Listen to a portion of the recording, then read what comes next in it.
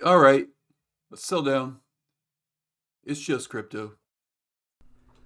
I am Just, but my mama call me Justin. Welcome to the long-awaited question mark follow-up video to my prior series on DFK boar hunts titled DFK Birb Hunts, Bad Mother Cluckers, or something like that. It's been a couple months since I've been regularly void hunting. I've had a lot of fun the last week getting back into it, getting my comps together in anticipation of this, and it has exceeded my expectations. I love the DFK system. I love how it displays all the information in the HUD. I love the time bar. I love everything, blah, blah, blah, heart-shaped emoji. Sentimentality aside, I did want to get this video out as soon as possible. It's 2 days after the release, so this is going to be maybe a little bit rough. I'm sure we'll have some further information and more strategies as we go along, as was the case with the boar hunts. But I do think most of the content from my earlier series did hold up pretty well, despite a lot of people having a lot of success with different strategies. It's good to get a few things down in terms of the basic mechanics and in terms of a basic strategy. And that's what we're going to do today. I'm going to give you 5 hints based on the 10 runs I've done so far. I'm going to do some more tonight and every night. And hopefully that will help you increase your win percentage if you're having a little bit of trouble. So far, I've won 8 of the 10 hunts I've done, kind of sticking to a similar strategy. But also there's a bunch of other things you can do that are going to be beyond the scope of this video. So without further ado, tip number 1 is about finding the inflection point for this fight, which is to say the key combat mechanic, or quote unquote the thing, that if you can successfully navigate that, your chances of winning overall are going to be much higher than if you don't. There are, of course, many other factors such as hero quality, equipment, strategy, skills you load, etc., RNG. But this one thing, if you're successful at this, that's going to be the inflection point. You get it, right? In the boar hunt, that turned out to be Rampage, as opposed to Wild Charge, which was the big flashy thing. Rampage is what you could control. Rampage is when you face 0 rampages, your win percentage skyrocketed, basically. So that's kind of the corollary I'm making here. In identifying the thing for the Birb hunt is void chickens. When starting up my first hunt, what I did is go through the abilities like most people did, I'm sure. Lay egg, we saw in the preview. So Mighty Gust as well, a little bit, Wild Charge vibes. So this stuff was pretty dangerous. We're thinking about that. But, the mama bird, unlike mama boar, is right in front of your face. So it seemed like if you just focused fire, you were going to have a good time, especially if you could interrupt this Mighty Gust that causes you to channel, etc. But then when we got into it, I think like most people, we focused fired on mama, who's sitting there right in front of you, and then these stupid chickens turned into void chickens, and we died terribly. That's called ominous and trance, which they do not describe on the description and did not show in the preview to kind of not ruin the surprise. But anyways, fighting a bunch of void chickens is not a good time. They buff themselves, they go a bunch, they hit you. I don't have it handy what exactly they do, but it's all bad. Let's just leave it at that. So what we really want to do in this fight is minimize the number of void chickens we fight. In order to do that, we need to understand the mechanic for how void chickens appear exactly, just like we needed to understand how rampages happened in the previous fight. If a baby bok begins its turn with mom bok at less than 25% of her total starting health and can cast Ominous Arrival, it will. I was very exact in the way that I worded that for a reason, which is to say the opposite, kind of, not opposite, or this statement rather, is true as well. If baby bok is taunted, stunned, silenced because it's a spell, or mom bok is at greater than 25% of its starting health, it will do something else other than Ominous Arrival. So that's what we want to be working with in terms of our strategy. I do plan to do several videos on this hunt, so we can break down some more advanced strategies before, but this is just a basic idea of what you need to be accomplishing in order to have a high win percentage. Number 1, prep the burbs. Mom bok as close to 25% without going under as possible, where the baby boks are as close to dead as possible. However you manage to do this is fine based on your builds, based on when the baby boks have cheap up, which mitigates damage from mom bok. That's actually a really good way to do damage to the second and third line if you have warriors and knights. But I would classify this fight as 2 different stages. Stage 1 is the prep stage right here. Obviously, you need to heal yourself when you need healing, use potions when you need to heal, do potions. So however long it takes you to get to this point where you're ready to go to stage 2 is how it is. But what you want to do is kill one of the baby boks. If you kill both, it's going to be a lot more difficult for you because step 3 is to let mom bok use lay egg. Ideally, only one baby bok is dead, therefore you get only one egg, and it goes on cooldown for 3 turns. Then step 4 is to kill the other baby bok. It has hopefully been prepped as much as possible.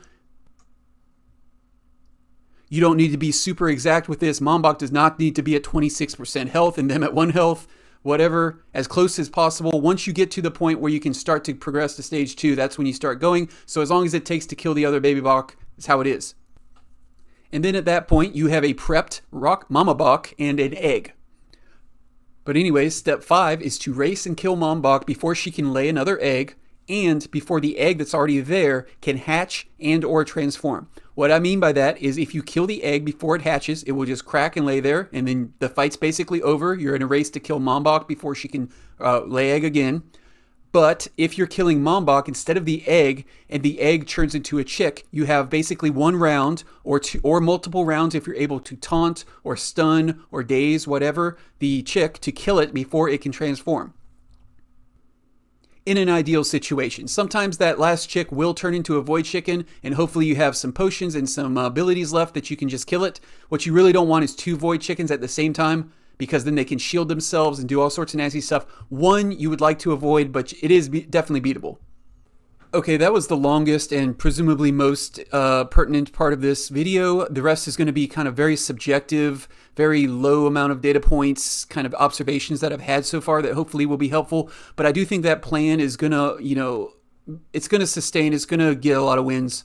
I think that's how you want to do it. Obviously, there's lots of exceptions. On to tip number 2, prioritize damage. I think this was a pretty good strategy in the boar hunt. I think it's a better strategy in the burb hunt. The reason being, the faster you can prep these burbs, the better. There is no strategic benefit to stalling like there was in the boar hunt when you were waiting for a wild charge, when you were waiting to get a taunt off. There's basically, you just want to get step 1 where you prep the burbs done as soon as possible, which means what I'm doing anyways is choosing skills that let me do damage in a number of different ways in terms of range and overall power level. And choosing those skills over alternatives that are also good, such as Taunt on the Knight, such as all the healing spells that are just healing on the Priest, such as whatever the buff, McGuff, Duff line does on the Warrior. I've never used it, etc. I just want enough options to be able to do as much damage as I can to prep them in the way that I described.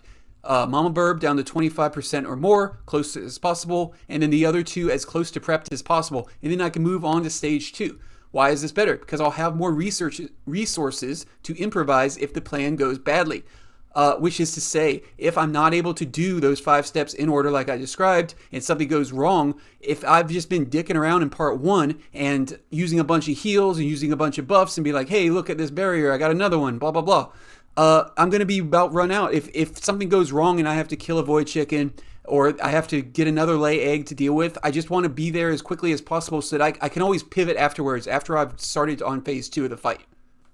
Another thing I've noticed is range damage is extremely good. The archer is extremely good despite some recent buffs, but it's not necessary because of cheap. Once you learn how that works, your warrior knight builds, warrior builds can do a lot with that based on kind of playing with that when it makes sense.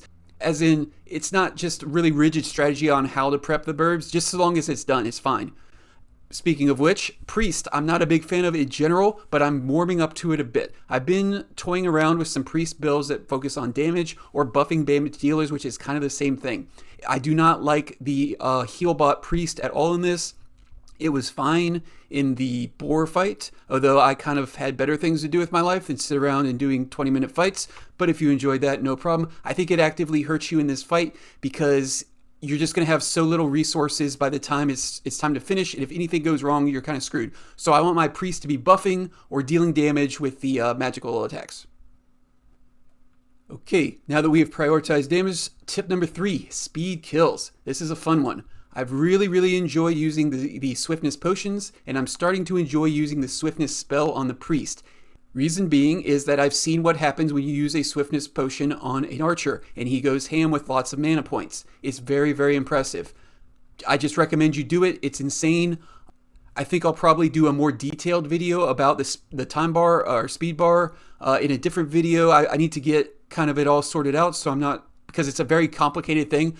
And also the agility you get from the swiftness spell from the priest makes a lot of sense to me, because it stacks with the swift potion, because that's increasing your speed, whereas this is increasing your agility, which is kind of an indirect increase of your speed. So this is really cool. I did a run with this earlier today where my archer just went absolutely ham, and there's not really a way for them to focus fire or really endanger this. So I think it's pretty good to basically concentrate all of your stuff on one archer in this fight. I don't really see too much of a punish for that. Maybe if it goes blind and you don't have a potion, that can backfire. But if you have something like a knight with taunt, you can use a potion pretty quickly with that, and just as soon as possible to get these burbs prepped with your super fast archer has been a really effective strategy to me so far. Okay, tip number 4 is to revisit old skills. We're all kind of creatures of habit. If you've done a bunch of these boar hunts, you probably have your loadouts that you're used to, and you just grind and grind and grind. That's a very reasonable thing to do, but this is a very different fight from the boar hunt.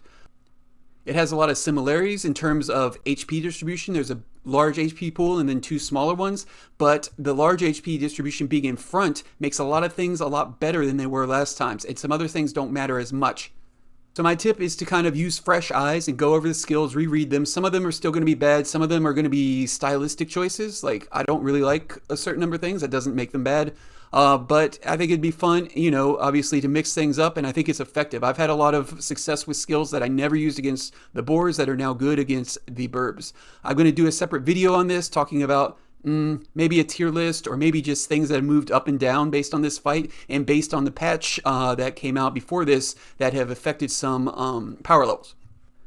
But while I'm working on that, it'd be a good tip to just, like I said, look at them with fresh eyes. There's some really good stuff in there. We got a diverse group of skills for these 4 classes. And then tip number 5 is have fun. I ran out of tips, and 4 tips to beat the boars didn't sound like a very good YouTube title, so haha. Don't forget to follow me if you like this kind of content. I plan on doing quite a lot. Don't get too bummed out if you die to the burbs and the plan that I laid out doesn't work. It'll probably make more sense with repetition. Or maybe we'll figure out something better. Follow me on Twitter. Say hi if you wanna. House nothing out.